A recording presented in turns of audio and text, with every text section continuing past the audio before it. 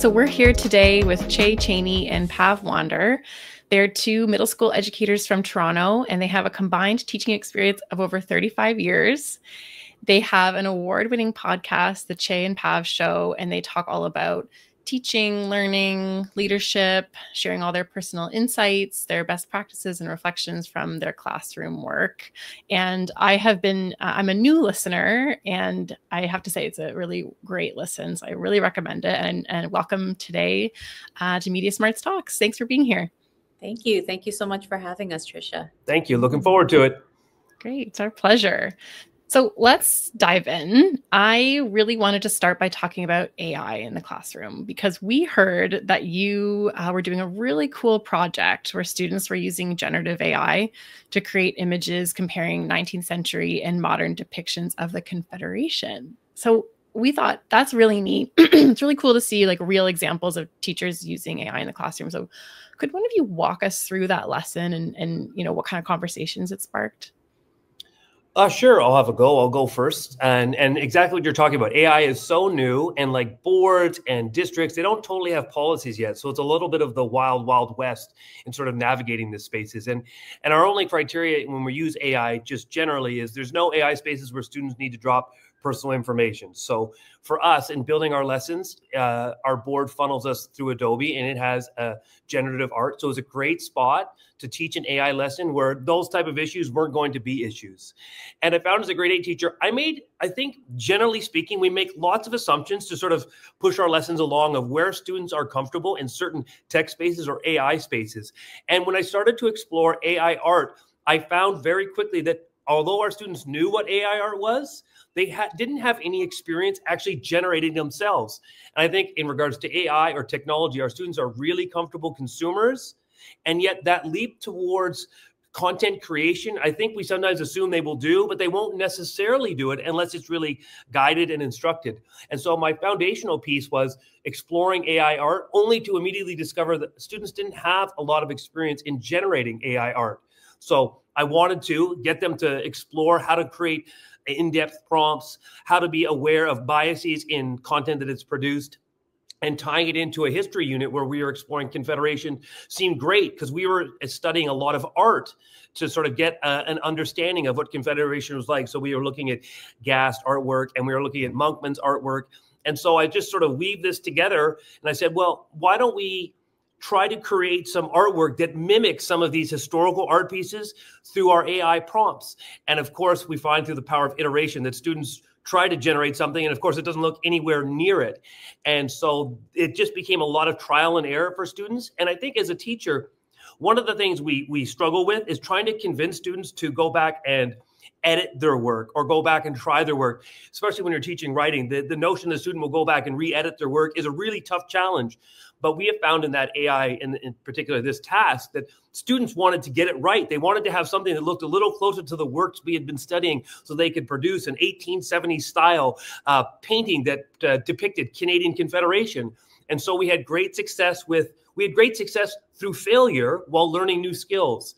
And so that was really the meat of the lesson. So we got into that space of really modeling how we were going to generate great prompts. And the AI art was really a visual cue for students, whether their prompt was really generating what it was they were trying to get as an output. And then in the end, when we finally posted and shared our work, we had some great successes. The art was as important as the prompt. So when I displayed it on the wall, there was their artwork, and beside it was, what prompt did you use to generate this? Yeah, no, that's great. I think it's really cool because, you know, it's still such a new technology. And like you said, there's not a lot of parameters out there yet for how to use it, how to teach it. We've been hearing, you know, a lot of mixed things. Some kids are not being allowed to use it at all. But we know it is a tool that is going to be used, right, by all of us. What's your kind of stance on using it? I mean, obviously you're using it in your classroom.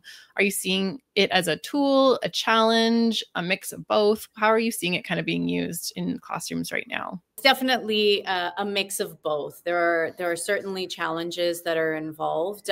You know, students just not really automatically relying on AI to answer the questions for them, or, you know, writing an essay using AI generated work, or just completing something without having to use any sort of prior knowledge or any brain power whatsoever. It's such an easy tool to just rely on to do the work for you. So something that Chey and I are doing in our classrooms is trying to be very intentional with the way that we are introducing it to our students and integrating it into the work that we're doing, while also discussing those challenges and those implications that can be had. So talking about, academic credibility, especially as they get into high school and beyond, and what could be an implication for them in the future. In elementary school, we want to be strict on those things but it is still so new that we're still working towards, how do you consequence a student for using AI with their schoolwork when it wasn't part of the assignment in the first place. So we are trying to introduce it to students in ways that are integrated, like Chey's incredible example. The piece that I love about his work and some of the other ways that we've integrated it is the questioning piece. Like we try and get students to learn about how to ask good questions in so many different ways in all of our curricular areas.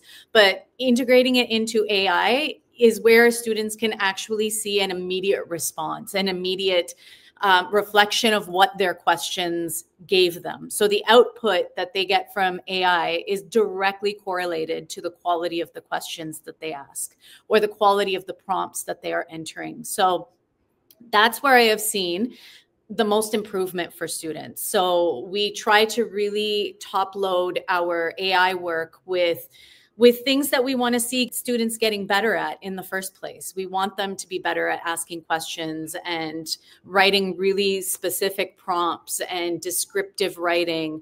And all of those things are what's going to give you a better output with AI. You're absolutely right. It is a tool that's not going anywhere. So we have to learn to lean into it at some point. So whether it's for tasks such as generative art, or whether we're doing math work using AI, we want to be able to use it as an effective tool that's going to make our learning and our teaching more efficient rather than, always having to police the work that they're doing. So we've had to shift along with the introduction of AI in education, because that's the only thing that we're going to be able to do. Yeah, it sounds like a lot of, learning for educators to have to do too, probably without as much support as you would like to have. And there's so much advancement in technology so quickly right now. And one thing, that I mentioned to you both is I really appreciated your episode of your podcast on cell phones. So, that's another new thing for educators really, is having cell phones, in the classroom. The Ontario cell phone ban came into effect in fall 2024. And Chey, on your podcast, you called cell phones a high risk and high reward tool, which I thought was really apt. And I wouldn't mind if you wouldn't mind unpacking kind of what you meant by that in today's, classroom context. For sure. Now, I have been teaching. I know we said we've combined for teaching for 35 years, but 32 of those are mine. No. And so I've taught in a space where there was no cell phones to when there was just cell phones to when almost everyone has a cell phone in the middle school space.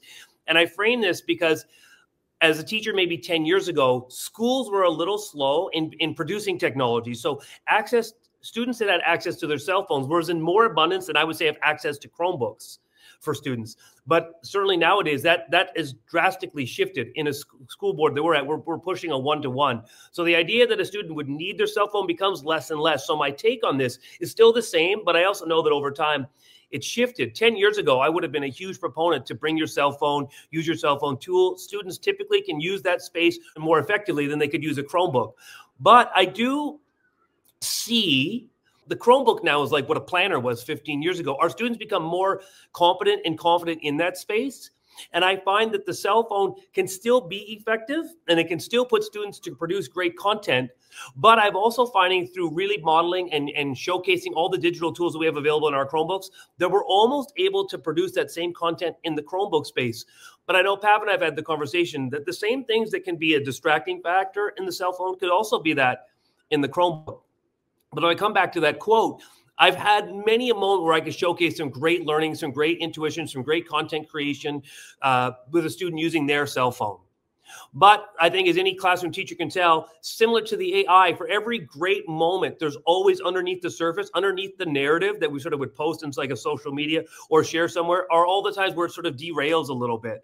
And so we've had some great AI conversations and some great AI lessons, but we've had students that simply use AI to cut and paste and copy everything, including leaving the little brackets where it says insert name here. And I think the cell phone tends to be the same thing. For every time that I've had something memorable to talk about the cell phone, there's also those moments where it derails a little bit.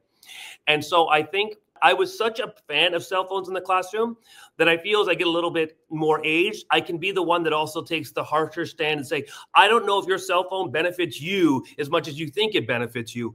And really put, I don't want to say restrictions, but showing our students, similar to the AI conversation, when we prompt the task, this is a task where we're going to use AI. This is a task where AI can be our assistant. Similarly, this is a task where you can use your phone. I give an example like Minecraft. We can do Minecraft on the phone in the Chromebook. And if we're building our school for geography lessons, students often want to use their cell phones because they can use it much more efficiently. And I agree with them, but you still need to go around and pay attention to it. And so long-winded, again, because that's what I do. Great power in some of these lessons, and students can certainly use them more effectively, but don't just assume that every student that has their cell phone uses it effectively. Students are very often in the wrong spaces with their little chat groups, on their Instagram chat groups, and it does cause grief and it does cause issues. So if I were to think of like the top 3 things that have gone wrong in my class this year, I can probably connect 2 of them directly or indirectly to cell phone use. And so high risk, high reward by students that are building great Minecraft worlds with their cell phones. I would probably argue the students that create the greatest worlds in those spaces are using their cell phone. But in regards to things in the classroom that have derailed and gone wrong in terms of discipline and those type of issues, again, I can connect it to the cell phone. So great risk, great reward. It's such a nuanced issue. And I think what you're highlighting is that, you know, the benefits are that it sounds like you're teaching students kind of appropriate use through this, right? Like you're saying, this is when we use our devices, this is when we don't, which is obviously a very valuable lesson, but it's such a challenge for teachers to have to walk that line and sort of police that, right? And, you know, I'm curious to know if how you've seen, you know, teachers responding to or enforcing kind of policies, you know, in real time, and how you're seeing that actually working in the classroom, because we can imagine, you know, we're not in the classroom, but at MediaSmarts, we empathize with teachers because it's not an easy thing to have to do on a day-to-day basis. Yeah, and I have to say that having a provincial policy in place has sort of helped to enforce what you would like to see in the classroom. Our school where we teach, we actually have had a policy in place for quite some time now, but having that provincial policy in place and it's in the news and people are aware of it makes it a little bit easier to enforce. And I'll tell you anecdotally about what we experienced this year. So Chey and I both teach grade 8. We're teaching partners, and we both went in with, we're going to allow you to be responsible with your cell phones, fully knowing that we have a policy in place. You're going to get to keep it with you. You can have it in class with you. But if you're misusing it, we see you on it when we should be doing something else, then we're going to ask you for it, or we're going to ask you to go put it away or something. And we made it, like, I would say a good 5 to 6 months with that policy working pretty well for us. But these are children who don't have a fully developed frontal cortex and who don't exactly have the regulation abilities to be able to keep their cell phones where they need to be. Distraction is huge. Distraction is big on cell phones for adults, much less children. So we found things starting to derail a little bit. There were a lot of issues happening in group chats. There were Instagram issues. There were, like, social media was bringing its way into the classroom, and all of these things that we have traditionally seen, and a lot of the reasons why we have this policy in the first place. So we had to make a pivot. The cell phones had to be a harsh no in the classroom. And we decided together with our administration that that's what we were going to have to do. We now have cell phone lockers in our classrooms, which we don't need to use as often as we think, but it's a visual reminder in the classroom that that's where it's going to go. And it's only going to take me one ask for you to put it in there. And Chey and I, we understand we also have children who are teenagers who, you know, we see this with all the time. So there's definitely some flexibility. If you are using it for what you're supposed to be using it for, fine, we'll give you the leeway. But as teachers and as parents, we know when you're not using it for what it's meant for. And so we have that visual reminder in the classroom, and we have asked students to put it in there, and they've done it. Families have been supportive. We even have some students that will just walk into the classroom and automatically put it in there because they're learning that self-regulation is helping them in the long run. So we have had to pivot, and we assume that all teachers that teach middle school and beyond have to, you know, kind of evolve the way that they are working with students and their cell phones. Ultimately, the biggest issue is that it's a distraction from what you should be doing and where your focus needs to be at that time. And ultimately, we want to be able to help students achieve that regulation as they get older. I think the provincial policy, what it does, what we've noticed is it depersonalizes the fact that you may have to put your cell phone away. And I think before having a policy, students would associate a teacher asking them to put the cell phone with the teacher. And now it's a personal struggle.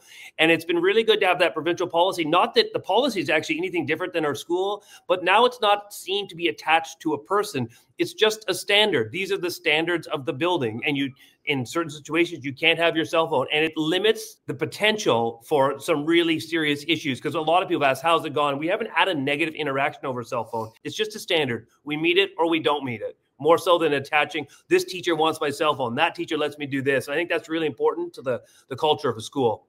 That makes perfect sense. It's not coming from you, right? It's like these are the rules, these are the policies put in place. And I think we like the word policy a little better than a ban, right? Because a ban makes it sound like, you know, zero phones, like zero, you know, use, when they're sometimes, like you have mentioned, sometimes when it is a good idea to have the phone out for a certain activity. But a policy is more, you know, flexible, right? And it can be adapted depending on, you know, what we want to use it for. So yeah, would you say that a kind of more flexible policy might work a little bit better, but maybe it's not a one size fits all solution either, right? It may depend on the classroom and the students. There definitely needs to be professional judgment with the matter. And you're dealing with these students for a full year. You get to know them really well. You know what is going to instigate something a little bit deeper or, you know, more severe, more serious. And so it definitely requires teachers to use their own judgment on what they think is the best way to implement cell phones in the classroom, whether it's a ban or whether it's, you know, something flexible like what we have offered. And it doesn't come without challenges, even if you decide to be flexible, or even the ban. So it really does depend on how you choose to use it within your space. Yeah, that makes perfect sense. Yeah, I want to pivot a little bit because you know, at MediaSmarts, we're obviously very focused on media literacy, and there's so many different, you know, elements to media literacy. And we've seen some great things you've been doing, whether it's deconstructing photos or helping students create their own podcasts. So, you know, great examples of media literacy in action. I'd love to hear a little bit about the benefits you're seeing when students are critically engaging with media in these ways. And also, you know, what subjects you're teaching where you're incorporating media literacy this way. Media literacy, our take is we want students to not only be consumers of media, we want them to be media creators or content creators as well. And ultimately, every type of media that we introduce into our classroom, the ultimate goal is for them to be able to develop something either similar or, you know, be in the mindset of, I'm consuming this content. What if I was to create it? How does that shift my thinking? How does that shift the way that I consume that content? You know, we're mindlessly scrolling through TikToks or Reels all the time, but are we actually thinking about the effort that this creator went in to creating that post that's on there? Have you thought about how many takes it took? Did you think about whether they had to script it? Did you think about how many cuts they had to make in the editing process? Did you think about the graphics or the closed captioning that they had to include? How did that all work? And oftentimes students don't realize how much work and iteration goes into content creation. Doesn't matter what type of media they're bringing into the classroom. So whether they're creating public service announcements for their classroom, or whether they're creating infographics about themselves to go with their science project, they have to think about how it's going to be consumed. So when we bring media projects into the classroom, we are very intentionally introducing students to the same things that we want them to then create. So we want them to consume with intention. You're consuming now with the idea of, I might have to create this. So I have to kind of put on a different lens before we go into that creation mode. So that's ultimately what we are thinking about when we introduce all of the different media projects. And it has been a big part of our teaching in all our different subject areas. Chey teaches language arts, he teaches history, geography, and I teach math and science to both of our classes. And so I'm constantly thinking about, how can I introduce more media to math? How can I introduce more media to science, where these are subject areas where it doesn't always lend as well as language arts or in history and geography. So we're always thinking about that, and we're always thinking about all the different forms of media that are out there and exist, so that we can bring that back into the classroom. Did you want to add anything to that? What could I possibly add? Pav talked about that power of iteration. And I think as teachers, I think we find that the ability for students to want to go back and edit their work is actually a big challenge. And typically they'll only do explicitly what you tell them. What we found in this sort of multimedia content creation space is that you don't need to prompt very often for students to go back and want to do it again, especially at, say, the podcasting space, when they're creating a podcast. In the writing world, to get a student to go back to even know where to begin, where to edit, it's a challenge. But when you get students in the mics and they hear themselves and they play back, they instantly say, oh, can I re-record this? I need to do this. I missed a sound effect here. I wasn't able to say this as quite as well as I want. And as a teacher, that power of iteration to want to go back, that is transformative in these spaces, where in traditional spaces, it's a real wrestling match to get kids to want to go back and sort of fine tune their work. I think another one is that idea of productive struggle, failure. Not that I am a math expert, I don't teach math, but I often feel that students are afraid to make mistakes in math because they have this notion that they should be able to demonstrate and get it right almost right away. We're in these spaces where we're podcasting, or say some of our photography work with our double exposure, guards are let down that they're not going to be able to do it right away, that they're going to make mistakes, and they're going to learn how to be a better podcaster and a better digital content creation, whether it's AI generative art or doing double exposure photography, through doing it over and over and over again. And one example we did where we were using double exposure photography, and under the bigger guise of trying to reframe Remembrance Day. So we have our important stories that we want to tell, but do we also honor other stories? And so we created this picture where students took a picture of a silhouette or their hand, and then they double exposed photos that were important to them and their family's history regarding remembrance and war. And it's a really artistic piece, and it's a great content creation piece, but no student does it in 35 seconds. It's through iteration, it's through redoing it over again, it's through exploring their voice. And Pav, to add on to that next one, we found in this space, students really get to share their voice. They really get to center their identity, and they also get to see the impact of that. If I were to do one anecdote talking about our student council podcast, they did an episode why there wasn't chocolate milk in their snack program often enough. And they've probably been complaining about this for a year, but once the principal heard their podcast that they didn't have chocolate milk as much as they want, they got chocolate milk the next week. And maybe as an adult, you're thinking, what does this mean? But for a 13-year-old that creates a podcast and now gets an audience that sees impact, all of a sudden they start to see, my voice can change the world. My voice can have an impact. I can be heard.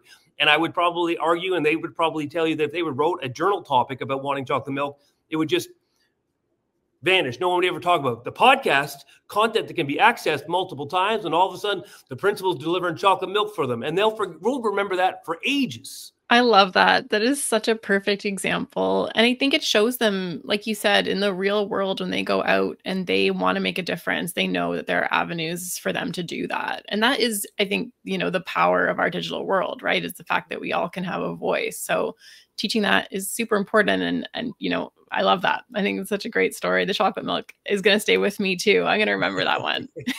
and something else that I can add is that you just helped me remember, Trisha, is that these are skills that are highly transferable. And so once they learn how to edit their graphics using, a graphic design tool software, they can apply that anywhere. I mean, it's going to be the same pretty much wherever they go. When they're editing on using the software that we use for our podcast, that's going to be the same more or less, regardless of what software they are using.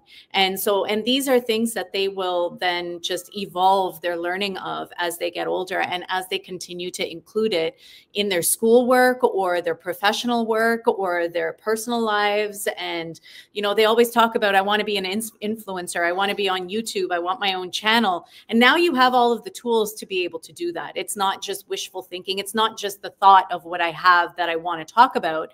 Now I have the tools to actually go out and do that.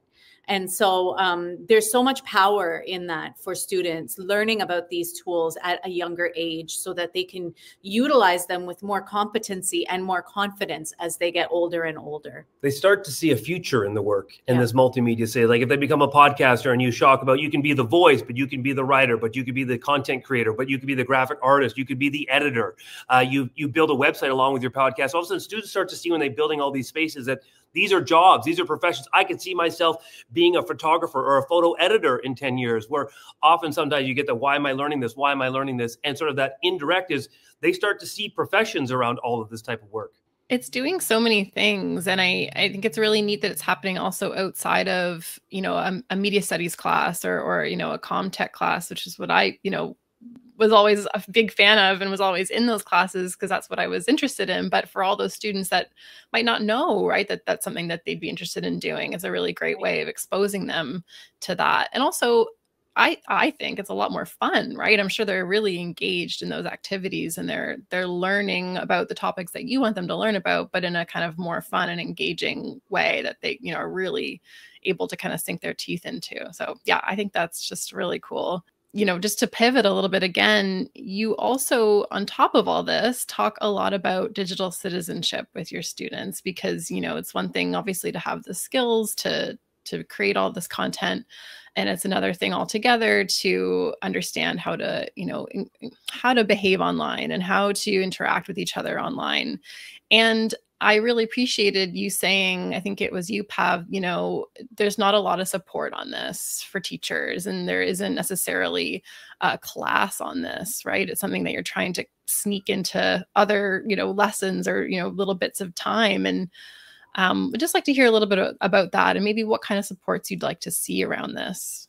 Yeah, digital citizenship is a really hard one. Even when I started teaching, digital citizenship was a term that was used, and it was always presented to students in a very preventative manner. Like, don't do this online because your digital footprint is going to stay with you forever. And anything you say is permanent. And these are still things that we tell students, but we don't really know how much of that they actually understand. That the impact of what they do online is permanent and it's always there, and it's going to be available for your future bosses to look at when you go and apply for a job to see, you know, how have I presented myself online?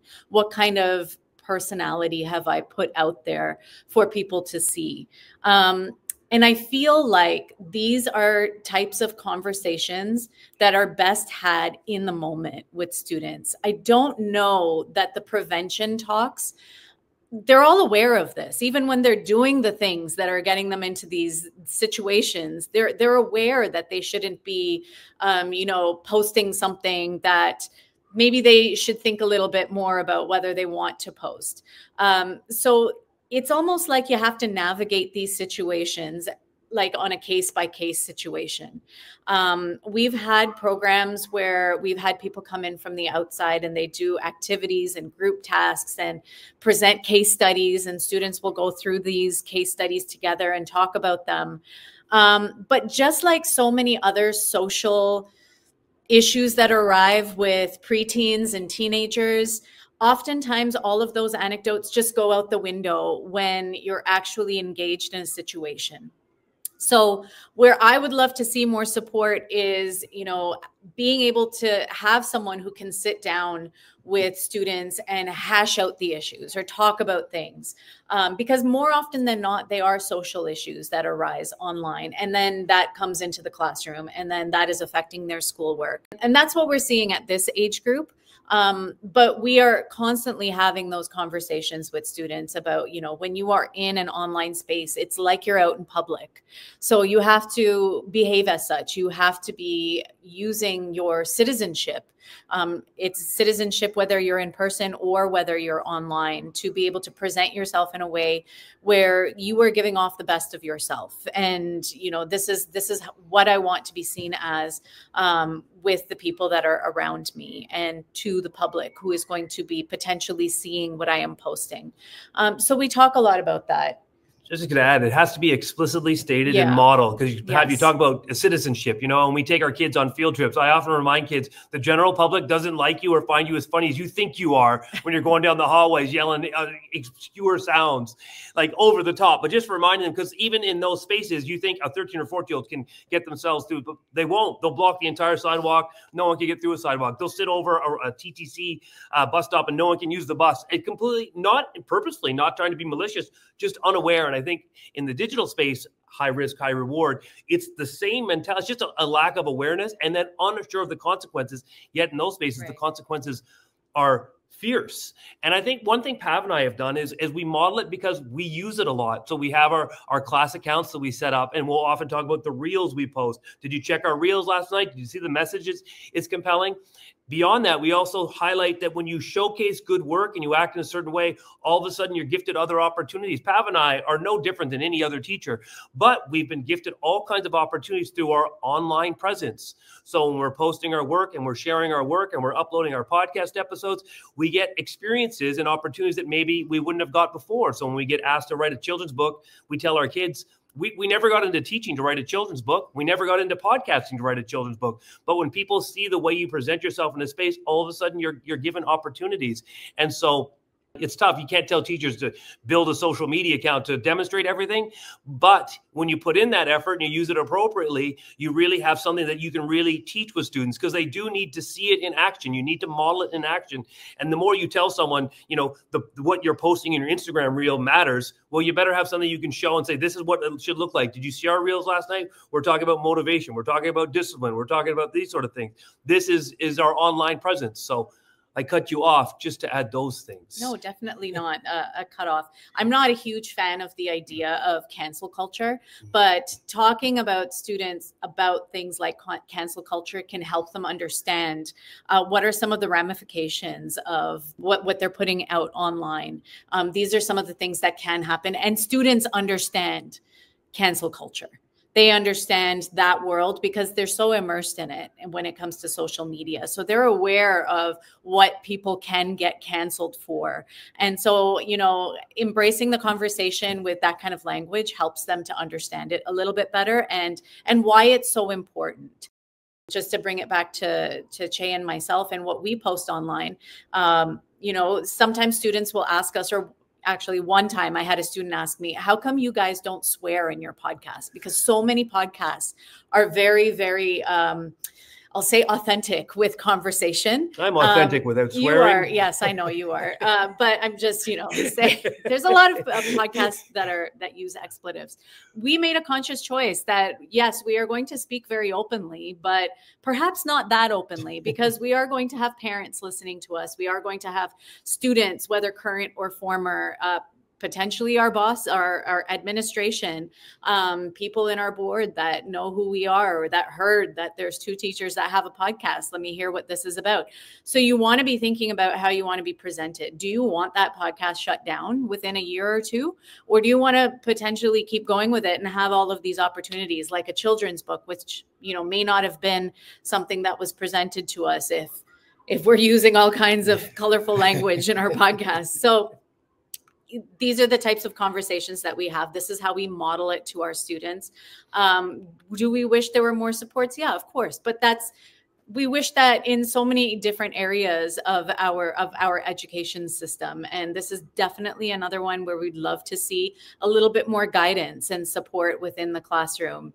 We used to have a full-time guidance counselor in our schools, and, slowly, all of these things are disappearing from our spaces, but that would be a great person to come in and do a little conversation and pull particular students and have more deeper conversations and you know, I can go on about the different supports that we wish we had, but there are a lot of ways that we try to go into digital citizenship conversations with our students. Whether or not it's working, I don't know. We'll see.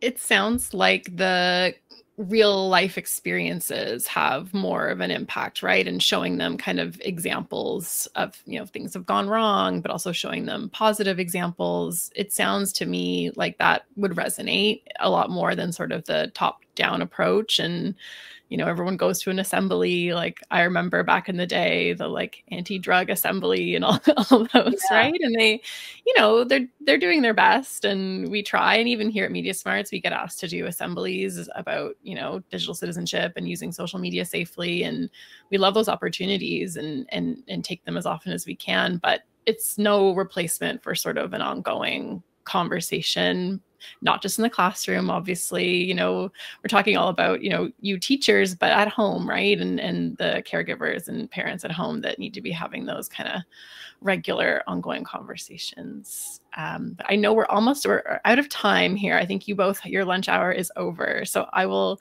say thank you so much for joining us. I really, really appreciate it. It was really interesting talking to you about all of this. And I hope we can meet again soon, because I think we could have talked for a lot longer. Oh, absolutely. We'd love to continue the conversation. But thank you so much, Tricia, for having us. We're so happy to chat with you. Indeed. Thanks for having us on.